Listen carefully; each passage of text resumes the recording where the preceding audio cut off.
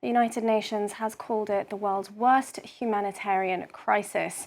Now, in its third year of civil war between the army and the paramilitary rapid support forces, the humanitarian situation in Sudan continues to deteriorate. Though the country was already suffering from worsening famine and over 13 million people displaced since the start of the war, recent outbreaks of infection have seen deadly diseases spread. In the capital, Khartoum, a cholera outbreak has left at least 70 people dead in the last 48 hours, according to local authorities. And the surge in infection comes after drone strikes blamed on the paramilitary RSF obliterated the capital's water and electricity supply.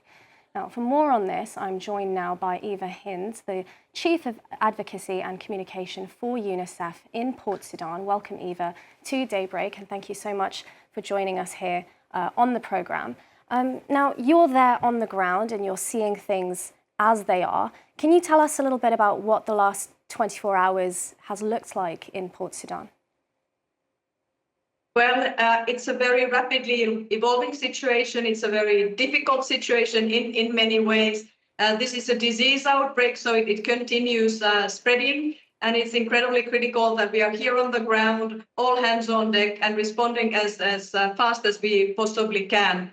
And as you mentioned, we've seen a real upsurge in the caseload in the Khartoum state since mid until recent days. That we've seen a caseload go up from around 80 cases to around 90 cases to go up to 800 cases. So it's incredibly serious at the moment. We're talking about 1 million children being at heightened risk. Now, with that surge in infection, what is the situation for health centres and hospitals? Can you tell us a bit more about how they're coping with all of this? Well, the health centres are very overcrowded at the moment. This is a country at war. This is a place where large number of health centres, hospitals have been destroyed during this conflict or damaged. So they are very scarce. It's very difficult to find functioning health centres. There's a limited number of healthcare professionals on the ground. During the conflict, the vaccination rates have plummeted from around 84% until 30%. So it means that very many children haven't been vaccinated and they don't have that protective shield. So it means that they're in a very perilous situation at the moment.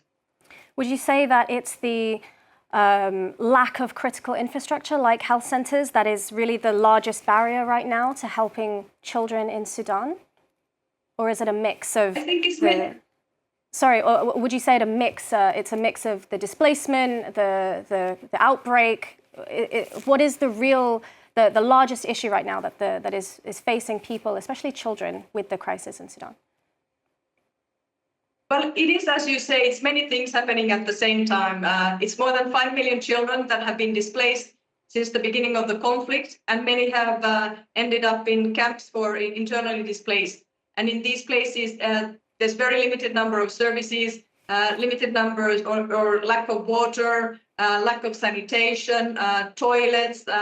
There's barely any healthcare present. The shelters are not there. So these places are already very difficult places for children to cope and grow up in. And then in addition to that, when we've seen attacks on power plants, and that then having a direct impact on electricity supply, that having an impact on delivering safe and clean water. So that's making things even more difficult for children. So it is all of these things coming together. And then another layer to this is then, of course, access. That is quite difficult to reach these children in need in some of these places. So that's equally important. So it's not only the lack of services or lack of health centers, lack of supplies, lack of vaccines, lack of clean water, but it's also lack of access. Would you say, in your opinion, that this surge in disease and this cholera outbreak, do you think that's something that is likely to have implications for Sudan's neighbours in the region? Is that something that is likely to spread? Well, I don't have a crystal ball, but of course, this is a disease and diseases don't respect borders. So anything is possible. And I think it really underscores why it's so important that we are here. We are responding together with the Ministry of Health, together with all of our partners. It really is the time to have all hands on deck. So keeping with that all hands on deck theme, could you outline for us in more detail what is UNICEF doing to help ease the suffering that is clearly hitting the people of Sudan in such great amounts? We are doing a number of things, and we are providing support through many of our programs. Key thing being, of course, providing safe and clean water. So in practical terms, that means that we provided water treatment chemicals, for example, to one of the biggest water treatment plants in the Khartoum state that provides water for 1 million people. In addition to that, we are providing water treatment chemicals for community level. We are teaching people how to use them. We are also spreading information in terms of what are the symptoms of cholera, where to seek treatment. We are also providing vaccines. Vaccines are an integral part of the response as well. And as we are seeing in many of these places, many of the children are malnourished. So we're also providing support through our nutrition programming for these children. Now, earlier this year, US President Donald Trump dismantled USAID. Would you say that has had a knock-on effect to the work that UNICEF is doing in Sudan? Is there a human cost to the cutting of that funding? Well, we've seen the needs here on the ground grow already from last year with more than 20%. So the needs are staggering. And already before these recent cuts, Sudan was severely underfunded. And if you think that the needs are going up, the funding might be going down. So it's a very difficult equation. Now, last question, I think. The last month's capture of Khartoum by the Sudanese armed forces, would you say that this has had any effect on the conflict? Do you think that there could be an end in sight? I know it's difficult to predict, but has there been an effect from the capture of Khartoum? Well, what I can tell you that we have seen a number of people who've started returning back.